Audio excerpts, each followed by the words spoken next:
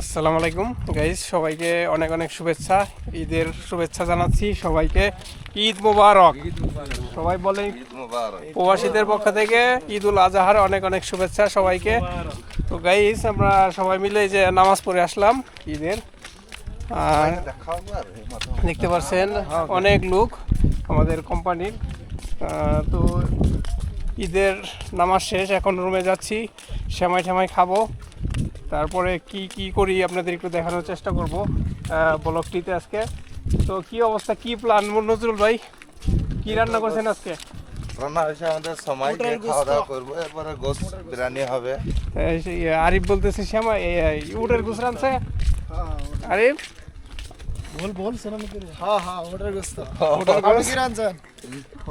আমি রান্না করবো যে, এখন তো নামাজ পড়ে আসলাম।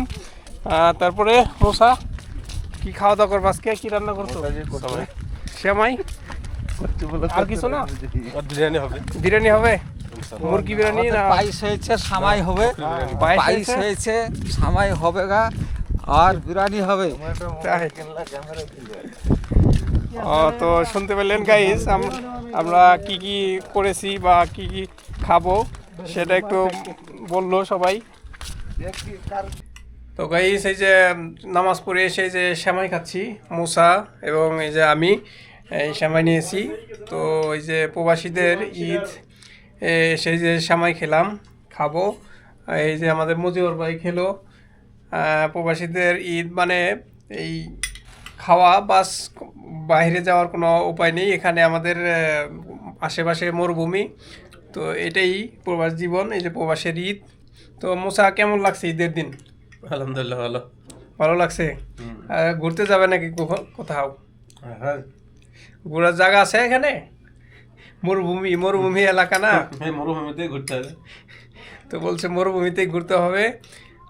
মরুভূমি ছাড়া এখানে আর কোনো দেখার কোনো এরকম কোনো সৌন্দর্য স্থান নাই। তো গাইস, এই যে আজকে আলতাফ ভাই দাওয়াত করছে ঈদের দিন। এই কি রান্না করছেন আজকে আলতাফ ভাই?